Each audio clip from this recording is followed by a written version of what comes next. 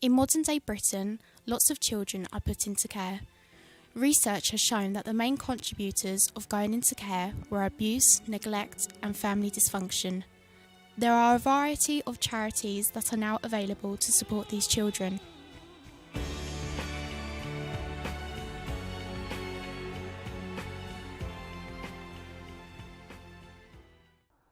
One such is the Young Lives Foundation. Stephen Gray is the co-founder of the Young Lives Foundation. He joined the charity in 2001 as an advocate and has recently stepped up to the role of CEO. The Young Lives Foundation is an independent children's charity working with young people and children across the county of Kent. We are unique because we use local people to support these local children, and we are unique because of the different services we provide. The mentoring programmes work with young people to help them achieve goals that they've identified as they need support with. I think Young Lives Foundation provides role models for children and young people and provides opportunities to lead and show young people other ways of living, to help them make choices and to help them make important decisions on their journey into independence. One of the people the Young Lives Foundation has helped is 22-year-old Louise Prendergast. She was referred to the Young Lives Foundation when she was 12. Louise is certainly a really good example of a young person that's achieved against all odds. She went through some difficult times. We were there to support her through those things, and she came through them very positively. And now, I think we can say that Louise is a shining example of a young person that's received support, has come through it, has made some very positive choices in her life. My mum was quite ill. She had postnatal depression and it never kind of got better. So there was a lot of abuse, there was a lot of neglect because my mum just didn't really know how to be a parent. One day she kind of reached the end of her tether because one of my brothers has ADHD and he destroyed my 1-year-old brother at the time's asthma pump. So my mum kind of just had enough then and called for help. She kind of called just to get him removed really, but they've decided to remove us all there and then. We all got assigned foster carers and then we all kind of just left in our different directions. Some went together, some didn't. It depends what they thought was best, which isn't always right. When I first went into care at like 11, social services asked me if I wanted to be involved in going to a group on a Thursday evening of young people that are in care. Louise started to attend the Thursday evening group run by the Young Lives Foundation. Despite receiving support, she still faced personal struggles. During all the years, all through secondary school and all through being in care, I was told that I was always the fat, ugly, dumb one. I became very guarded about what I ate. I wouldn't eat in front of people. I decided at one point I wasn't going to eat anything at all apart from Diet Coke and smoothies. By the age of 14, Louise had an eating disorder and was already in her third care home, but she soon found solace in a newfound faith. I started to come to church when I was 14. I was still at school and the carer that I was living with at the time, he died. I saw a Connections PA who at the time I didn't know came to church, who started talking about a conference that St Luke's run, and it was actually really good.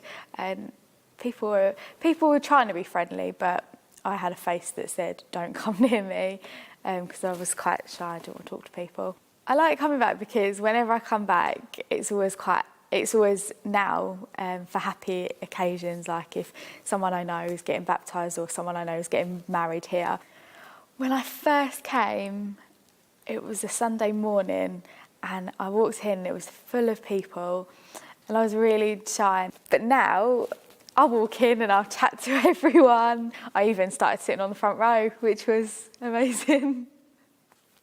Through the church, Louise formed many close relationships. One of the friends she made offered for Louise to move in with her, but this did not solve her problems. When I went to live with the lady from church, the eating disorder got worse, my behaviour got worse and our relationship got worse because I was trying to hide things that I was doing and she'd found out and it was all very dishonest. I took quite a few overdoses in that placement. I was in hospital for near enough a month. I was due to leave hospital and I got really, really worried because I had nowhere to live and was still quite ill at the time. Like, I was still very thin, like cuts everywhere on my body, and I was quite unstable. When Louise was near the end of her stay in hospital, she contacted Stephen as she felt she didn't have anyone else to contact. He went to visit Louise in hospital and invited her to a residential weekend away. So we did like jet skiing, 4x4 driving, did everything. It was brilliant because it was out of reality. And then while we were there, Stephen asked me if I'd like a mentor. And at first I was like, no. Then I thought about it and probably realised actually I probably did need help with some things, especially about where I was going to be living. To help with Louise's living arrangements, Stephen assigned Holly to be Louise's mentor. Holly is the Medway Challengers coordinator and specialises in working with children in care. With mentoring, it's all kind of tailored for the individual, so everything you do, every child or young person you work with will be different every time depending on what their needs are. I had a good relationship with Louise prior to our arrangement, the mentoring arrangement, and it seemed to just make sense that I become Louise's mentor because of that relationship that we already had. We thought that that would kind of aid the mentoring relationship and get us to achieve more in a quicker space of time.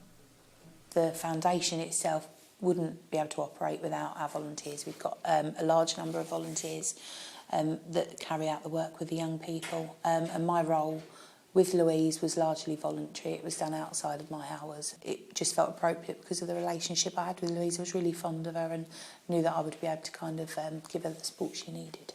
We went down to the council together and then we got an interview for a hostel. She came with me to that and supported me through that. She helped me furnish it, decorate it. We went shopping together. I'd see her about once a week and she'd go through budgeting and meal planning and cooking. However, the pressure of living independently at such a young age soon became apparent. I started to go out drinking every weekend. I started binging and purging at this point. I was still self-harming, and I was also diagnosed with severe depression and put on loads more tablets. Louise's behaviour started to become more erratic. Someone from the church noticed that Louise needed help and took her to a conference about a rehab in Bradford. It was 6 months intense and I was like, no way. But then I thought about it and thought, actually, do you know what? I probably need to because I'll end up dead. So I went to rehab for 6 months in Bradford, and that was the hardest thing of my life, to be told what to do, what to eat, how much to eat, what to wear. After graduating from the rehab in Bradford, Louise then moved to a supported housing rehab in Sheffield. This allowed her to learn more independent skills. And then I decided I wanted to move back home because I really missed my friends. And because at that point I'd been involved with the church for so long, I began to get involved with different groups within the church. Louise got involved with voluntary groups within the church. This gave her an opportunity to experience helping others. This eventually led her to apply for a job as a carer for adults with learning disabilities. So filled in all the application, I got all the bits and pieces, done the interview, and then I got the job. And I was like, oh wow, I've got my first ever job that I actually want to do. And I've been there now for like 2 months and I absolutely love it. The change in Louise has been quite astounding. If I think back to where she was all them years ago, and I think about where she is now, she's working, she's supporting herself. She's probably one of the most resilient people, certainly the most resilient young person I've ever worked alongside. And it is through sheer grit and determination that she's managed to succeed and be where she is today. Louise has shown a huge amount of resilience and has come through some very difficult times and will be a perfect role model for young people as they grow up to look at. She's a really good example of what you can achieve even in the most darkest days. I think you just live the life that you were dealt and you kind of make the most of that.